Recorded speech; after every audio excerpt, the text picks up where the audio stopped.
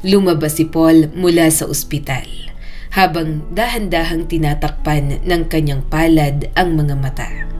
Napapikit siya sandali habang tinatamaan ng matinding sikat ng araw ang kanyang mukha.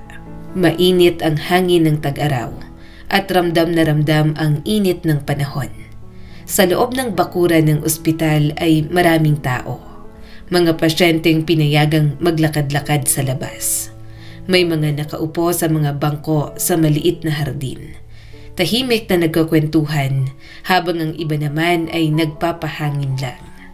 Ninanamnam ang sariwang hangin matapos ang mahabang pananatili sa loob ng mga silid ng ospital.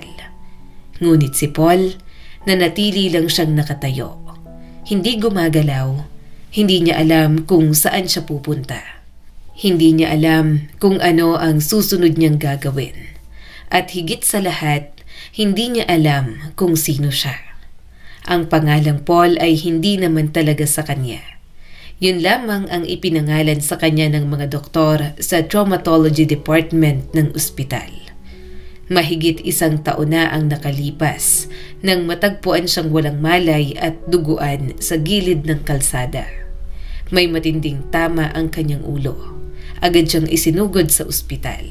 At doon, nagsimula ang isang mahabang laban para sa kanyang buhay. Ilang buwan siyang nakaratay sa kama. Ilang buwan siyang nasa koma. Araw-araw, umaasa lamang ang mga doktor na magigising siya. At nang sa wakas ay dumilat siya isang araw. May isang bagay na hindi na maibabalik. Ang kanyang alaala.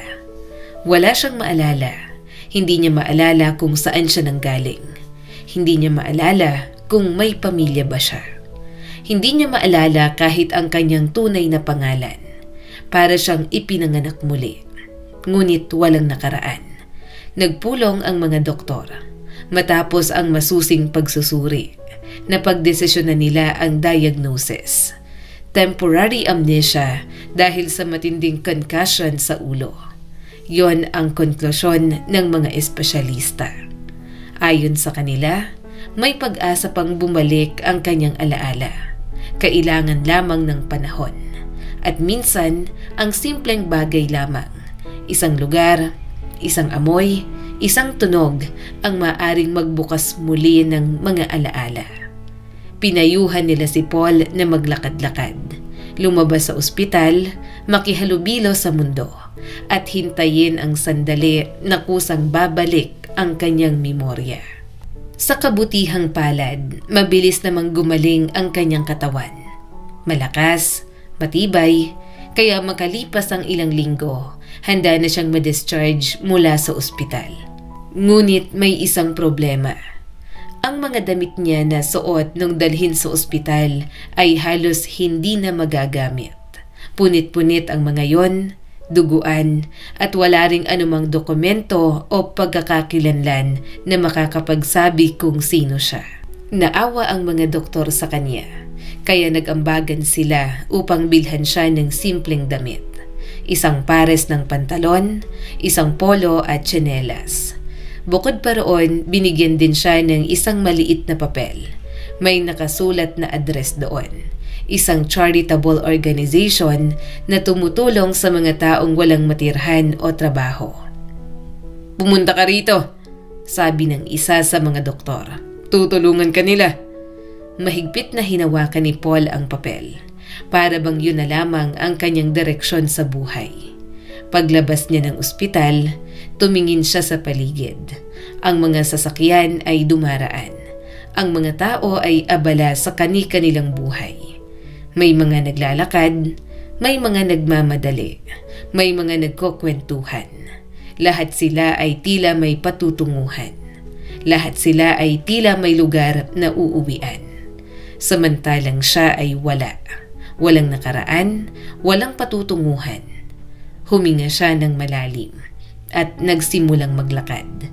Sinundan niya ang address na nakasulat sa papel. Ilang oras din siyang naglakad hanggang sa makarating siya sa isang maliit na simbahan sa gilid ng lungsod. Tahimik ang lugar, simple, ngunit may kakaibang pakiramdam ng kapayapaan. Lumapit siya sa opisina ng simbahan. Doon niya nakilala ang pastor at ang ilang taong nagtatrabaho bilang volunteers. Matagal siyang kinausap ng pastor. Tiningnan ang address na ibinigay ng ospital. At sa huli, ngumiti ito sa kanya. "Anak, dito ka muna tumira," sabi ng pastor. At sa unang pagkakataon, matapos ang napakahabang panahon, may tumanggap sa kanya. Binigyan siya ng maliit na kwarto sa loob ng compound ng simbahan. Simple lamang ang silid. May kama, isang maliit na mesa, at isang electric fan. Ngunit para kay Paul, para na itong isang bagong buhay. Tuwing oras ng pagkain, kumakain siya kasama ng ibang volunteer sa dining hall. Simple lang ang pagkain, karaniwang ulam, kanin at sabaw. Ngunit busog sa init ng pagtanggap. Pagkatapos noon, binigyan siya ng listahan ng kanyang mga gawain. Hindi naman mabigat ang trabaho, ngunit halos buong araw siyang abala. Ang mga volunteers ay tumutulong sa iba't ibang gawain. May nangongolekta ng damit at pagkain para sa mahihirap. May nag-aalaga ng mga may kapansanan. At may naghahanda ng libreng tanghalian para sa mga nangangailangan. Doon nagsimulang magtrabaho si Paul. Araw-araw, tahimik, masipag. Ibinuhos niya ang lahat ng kanyang lakas sa pagtulong sa iba. Habang tinutulungan niya ang mga mahihirap. Habang pinapakain ang mga nagugutom. Habang tinutulungan ang mga may sakit at kapansanan. Unti-unti niyang naramdaman ang isang kakaibang bagay sa kanyang puso. Para bang nililinis niya ang kanyang kaluluwa. Sa pagtulong sa iba, hindi niya gaanong nararamdaman ang sariling kalungkutan. Hindi niya gaanong iniisip ang kanyang kawalan ng pagkakakilanlan. At minsan, nakakaramdam pa siya ng kakaibang saya. Ngunit sa kabila ng lahat, may isang bagay pa ring hindi nagbabago. Ang kanyang alaala. Hindi pa rin ito bumabalik. Sa loob ng maraming buwan, ginawa ni Paul ang lahat upang mahanap ang kanyang nakaraan. Halos libutin niya ang buong lungsod. Naglalakad siya sa iba't ibang kalsada. Pumapasok sa mga lugar na hindi niya kilala. Mga eskinita, mga palengke, mga terminal ng jeep at bus. Umaasa siya na baka may isang lugar na biglang magpabalik ng kanyang alaala. Baka may makita siyang gusali, tindahan o kanto na magpapagunita kung sino siya noon. Ngunit sa bawat araw na lumilipas, wala pa ring nangyayari. Parang blankong pahina pa rin ang kanyang isip. Isang araw, habang tumutulong siya sa donation center ng simbahan, doon niya unang nakilala si Melanie. Ang donation center ay isang maliit na bodega kung saan dinadala ang mga damit, laruan at iba pang bagay na ipinamimigay sa mga mahihirap. Doon nag-aayos ang mga volunteers ng mga donasyon. May naghihiwalay ng mga damit para sa bata at matatanda. May nag-aayos ng mga laruan, may nagbabalot ng pagkain. At sa gitna ng lahat ng yon, may isang babaeng hindi mapakali. Si Melanie. Payat siya, maliit ang pangangatawan, ngunit parang may walang katapusang enerhiya. Halos hindi siya nauupo. Habang ang ibang volunteers ay nagdedesisyon pa lamang kung paano ipamamahagi ang mga damit at laruan, si Melanie ay nakapag-ayos na ng ilang pakete. "Ayan, Paul, ilagay mo na yan sa sasakyan," masigla niyang sabi habang inaabot ang isang maayos na kahon. Ngumiti lang si Paul habang tinatanggap yon. Sa totoo lang, lahat ng tao sa donation center ay gusto si Melanie. Magaan siyang kausap, palaging may ngiti, at ang kanyang mga mata ay puno ng kabaitan. Dahil sa kanya, mas nagiging masaya ang trabaho ng lahat. Hindi napapansin ni Paul kung kailan nagsimulang maging natural ang pakikipag-usap niya kay Melanie. Nakikipagtawanan siya, nakikipagbiruan, mga bagay na matagal na niyang hindi nagagawa. Isang araw, Habang tanghalian, sabay silang umupo sa mahabang mesa sa dining hall ng simbahan. Tahimik silang kumakain ng kanin at ulam nang biglang magsalita si Melanie. "Paul," sabi niya. Napatingin si Paul. "Ano bang trabaho mo dati?" Nagulat si Paul sa tanong. Sandali siyang natahimik at saka siya napangiti ng mapait. Hindi ko alam," tipid niyang sagot. Sandali siyang tumingin sa kawalan. "Siguro pintor o baka naman musikero." Napailing siya. "Hindi ko talaga maalala." Nakita ni Melanie ang lungkot sa kanyang mga mata. Dahan-dahan niyang hinawakan ang kamay ni Paul. "Alam mo," sabi niya ng mahinahon, "may narinig ako sa employment center." Napatingin si Paul sa kanya. "May mga libreng training doon. Pwede kang mag-aral ng electrician. Magandang trabaho yon. Laging kailangan ng mga electrician." Ngumiti si Melanie. "Subukan mo kaya?" Para kay Paul, parang ilaw na biglang sumindi sa madilim niyang mundo ang sinabi ni Melanie. "Salamat," sabi niya. At sa araw na yon, nagdesisyon siyang subukan. Nag-enroll siya sa kursong yon at tila natural sa kanya ang lahat. Madali niyang natutunan ang mga leksyon. Pagkabit ng mga kable, pag-i-install ng mga switch, pag-aayos ng mga electrical panel. Para bang matagal na niya tong ginagawa. Hindi nagtagal, natapos niya ang kurso. At agad siyang natanggap sa isang construction company na gumagawa ng mga renovation sa iba't ibang bahay sa lungsod. Masipag si Paul, tahimik at mahusay sa trabaho. Kaya mabilis siyang nagustuhan ng kanyang mga kasamahan. Isang araw, may dumating na malaking proyekto. Isang mayamang pamilya sa Karatig Bayan ang nagpagawa ng renovation ng kanilang malaking bahay. Maraming kailangang ayusin.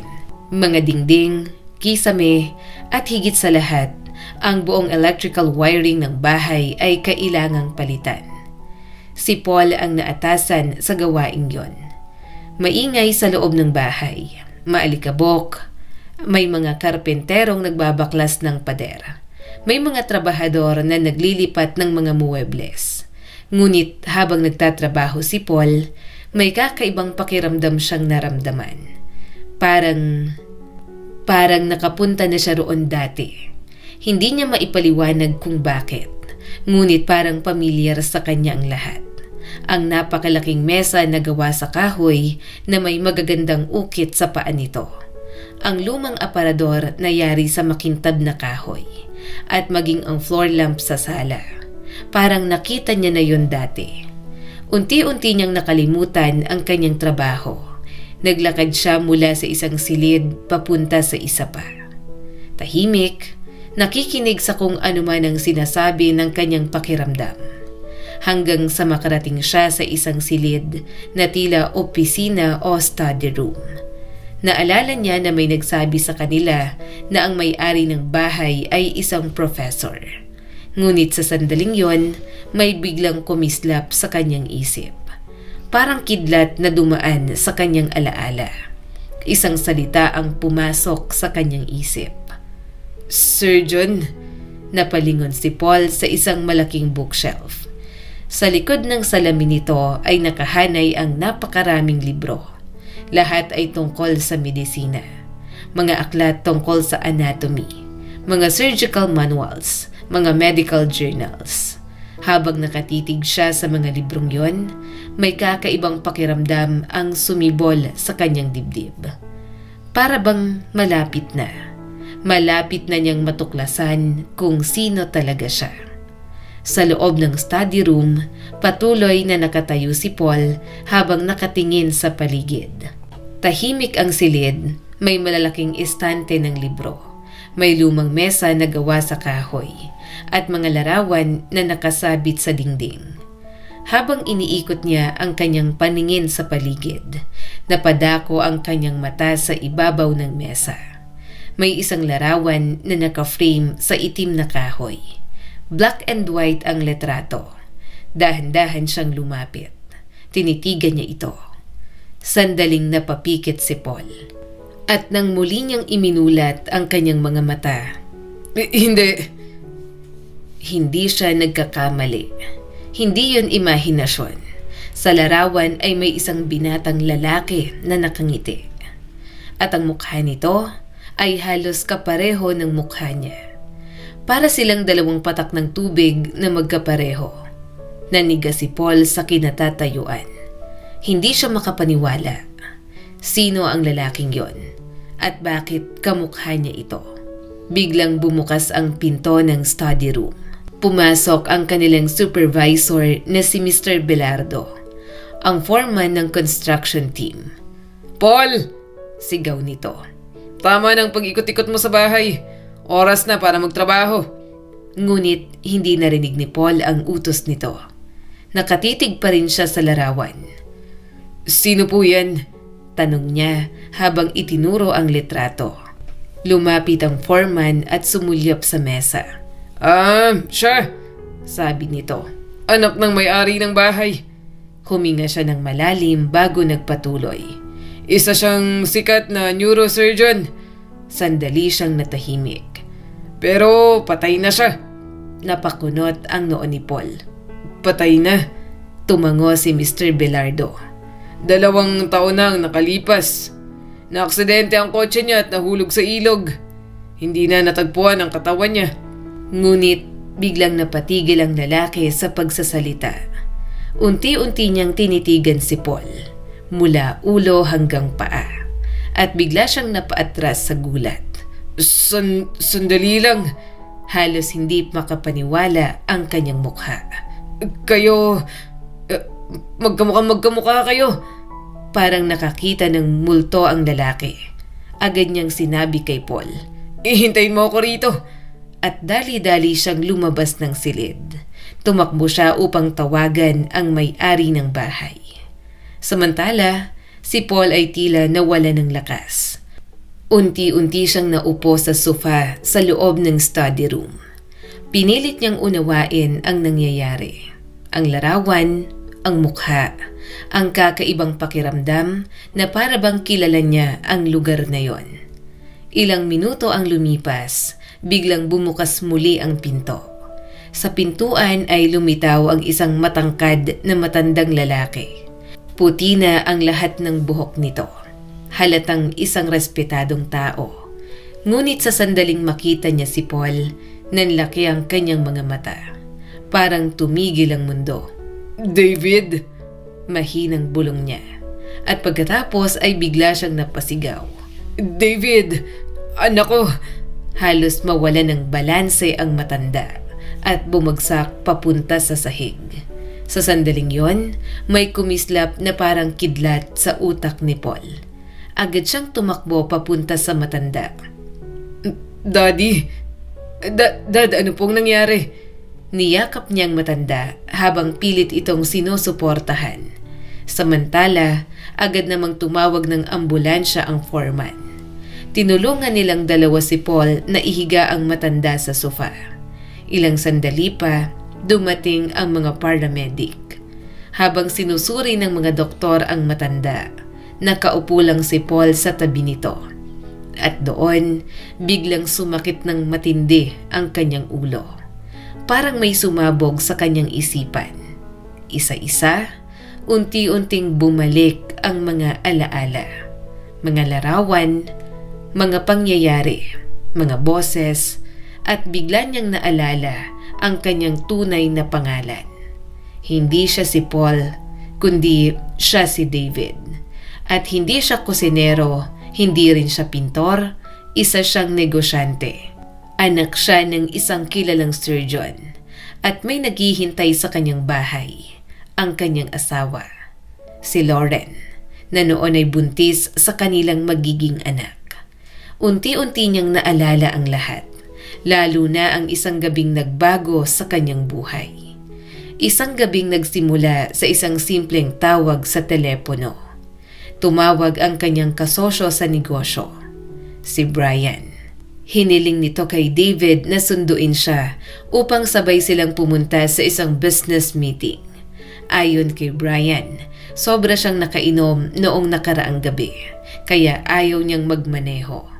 Hindi natuwa si David sa ugali ng kanyang kasosyo. Sa totoo lang, matagal na niyang nararamdaman na hindi mapagkakatiwalaan si Brian. Ngunit nangako si Brian na pag-uusapan nila sa biyahe ang mahalagang detalye ng meeting. Kaya pumayag si David.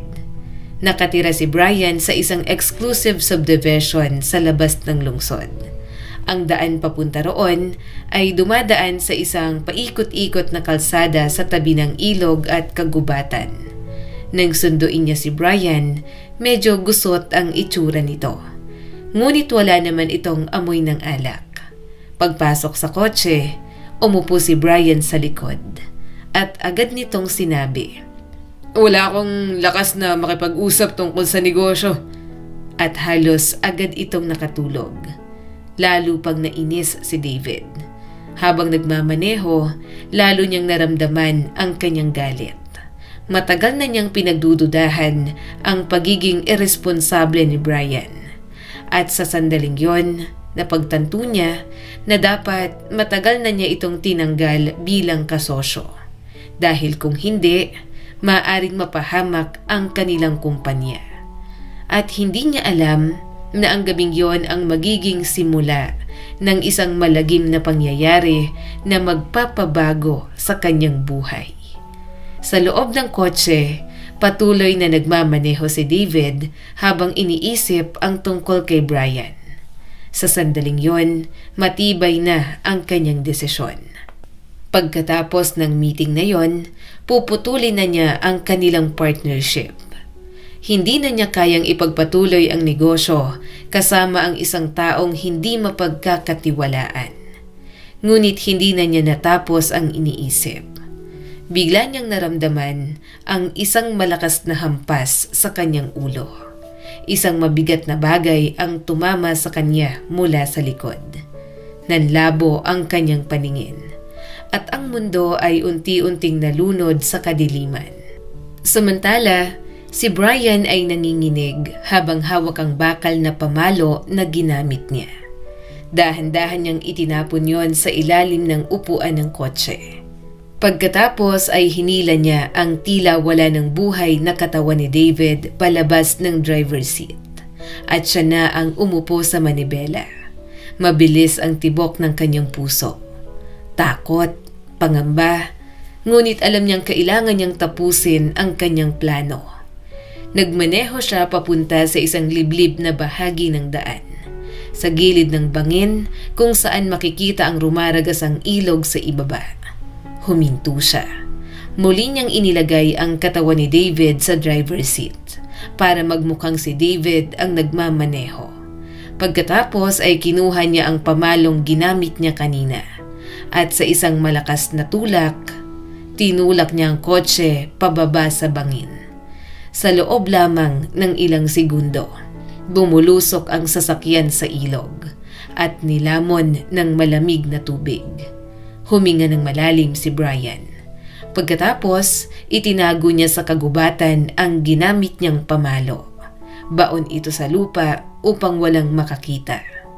Nang matapos ang lahat, naglakad siya pabalik sa kalsada at nagsimulang maglakad pa uwi.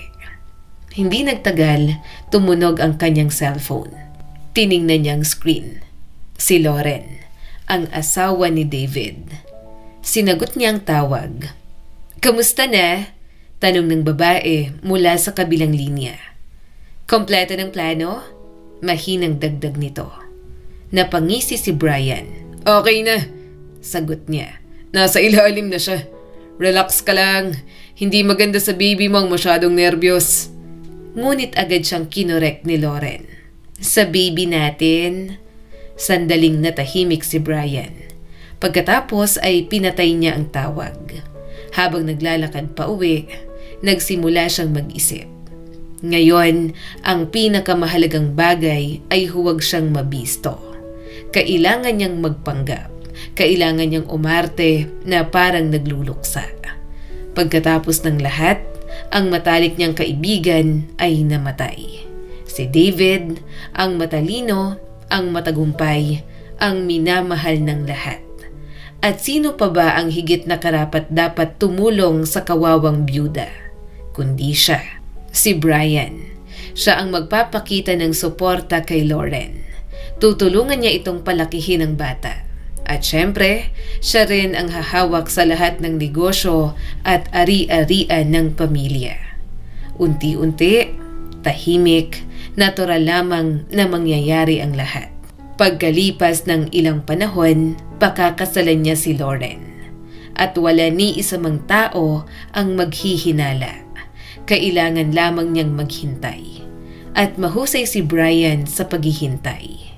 Sa mga sumunod na buwan, napagtanto ni Brian at Lauren na may isang bagay silang hindi naisip.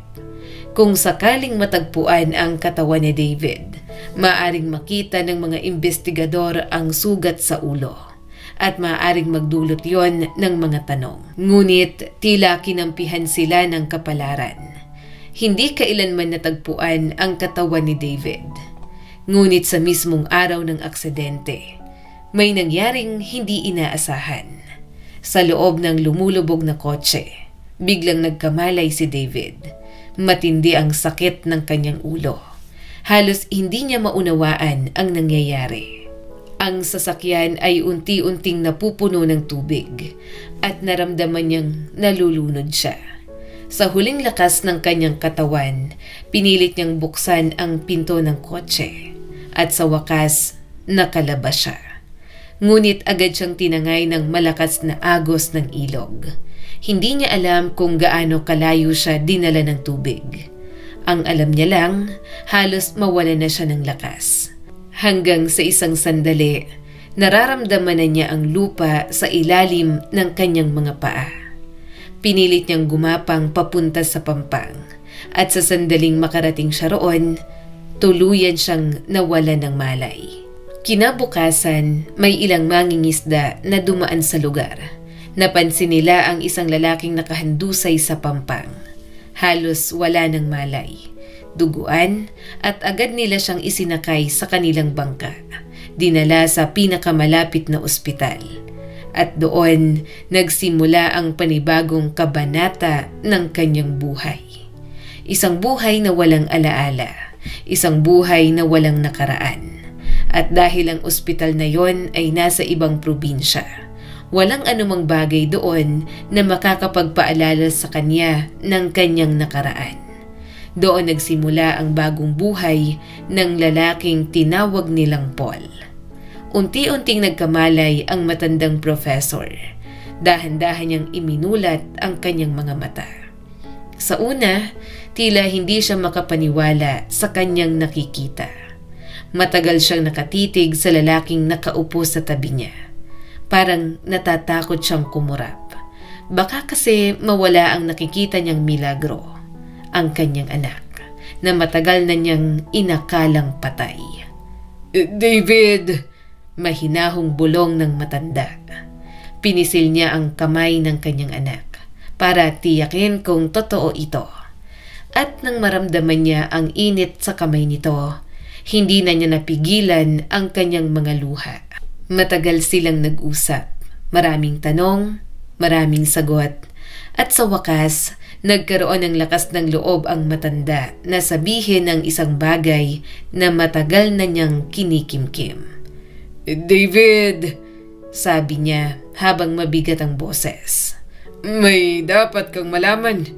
Napatingin si David sa kanya. Ang asawa mong si Lauren, Sandaling tumigil ang matanda. magpapakasal na kay Brian. Parang tumigil ang oras sa silid. Ngunit hindi pa yon ang pinakamasakit na balita. Gusto rin niyang palitan ng apelyido ng anak mo. Napakunot ang noo ni David.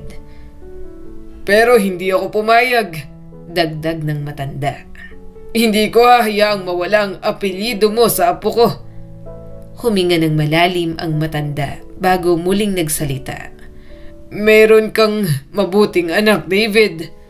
Malungkot siyang napangiti. Pero bihira ko siyang makita.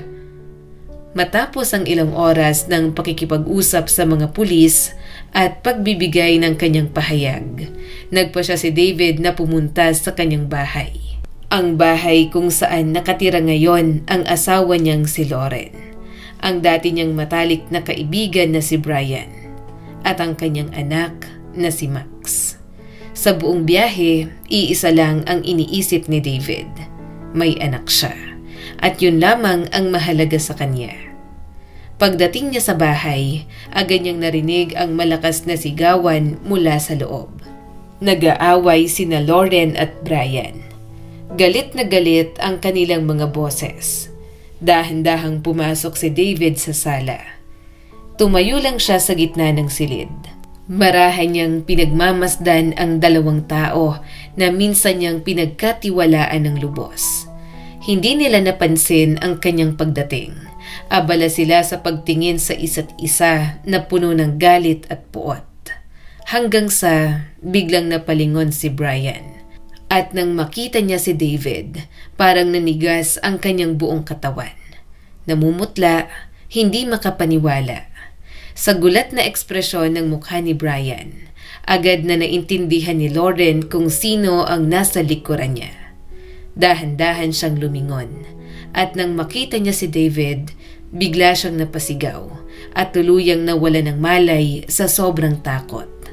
Sa mismong sandaling yon, pumasok ang mga pulis sa bahay.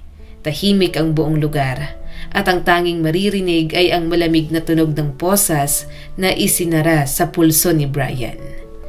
Ngunit sa sandaling yon, wala nang pakialam si David sa kanila. Hindi na mahalaga ang galit. Hindi na mahalaga ang paghihigante. May isang tao lang siyang gustong makita. Ang kanyang anak. Dahan-dahan siyang umakyat sa ikalawang palapag ng bahay at pumasok sa nursery. Doon, nakita niya ang isang maliit na sanggol na mahimbing na natutulog sa kanyang crib. Lumapit si David at yumuko. Matagal niyang tinitigan ng bata, ang kanyang anak, si Max. At sa sandaling yon, biglang dumilat ang sanggol. Tiningnan niya si David at saka ngumiti. Isang inosenteng ngiti ng sanggol. Isang ngiting tila nagsasabi na kilalang kilala niya ang lalaking nasa harap niya. Napaluha si David. Sa unang pagkakataon, matapos ang napakaraming buwan, nararamdaman niyang buo muli ang kanyang buhay. Hindi nagtagal, nahatulan sina Brian at Lauren. Pinanagot sila ng batas sa kanilang mga krimen. Hindi naging dahilan ng pagkakaroon nila ng anak upang makaiwas sa parusa. At si David, inako niya ang buong responsibilidad sa pagpapalaki kay Max. Unti-unti siyang naging isang tunay na ama sa bata. Lumipas ang panahon at sa bawat araw na kasama niya si Max, mas lalo siyang naging masaya. Pagkaraan ng ilang panahon, may isa pang mahalagang pangyayari sa buhay ni David. Isang araw, naglakas loob siyang mag-propose kay Melanie, ang babaeng tumulong sa kanya noon na wala siyang kahit anong alaala. Ang babaeng nagbigay sa kanya ng pag-asa. Hindi nagtagal, nagpakasal sila. At pagkatapos ng kanilang kasal, dinala ni David si Melanie sa kanyang lungsod. Doon, nagtayo sila ng isang help center para sa mga taong dumaranas ng matinding pagsubok sa buhay.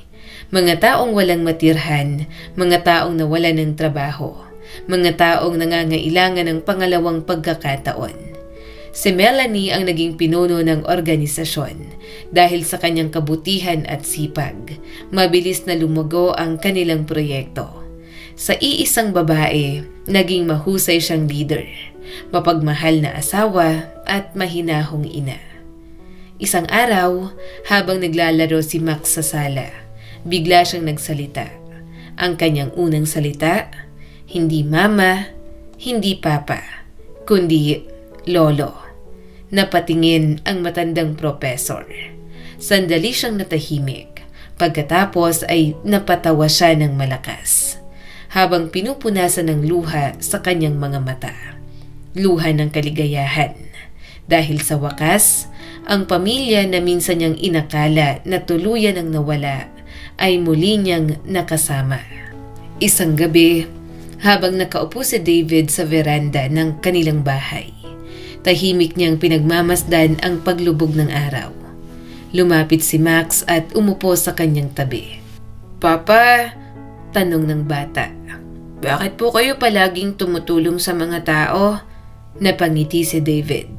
Sandali siyang natahimik bago sumagot. Dahil minsan anak, ako rin ay isang taong naligaw. Tapos may mga taong tumulong sa akin para mahanap ko muli ang aking sarili. Hinaplos niya ang buhok ng kanyang anak. At kapag may tumulong sa iyo anak, hindi mo yun dapat kalimutan. Dapat mo ring ipasa ang kabutihang yun sa iba. Tahimik na tumango si Max. At sa sandaling yon, parang muling naging buo ang lahat. Ang kwentong ito ay nagpapaalala sa atin. Sa buhay, may mga pagkakataon na tila mawawala ang lahat. Ang tiwala, ang pangarap, at kung minsan, pati ang ating pagkakakilanlan. Ngunit ang kwento ni David ay paalala na kahit gaano kadilim ang ating pinagdaanan, palaging may liwanag na naghihintay sa dulo ng landas. Ang kasamaan ay maaaring magtagumpay sandali. Ngunit hindi ito kailanman mananatili magpakailanman.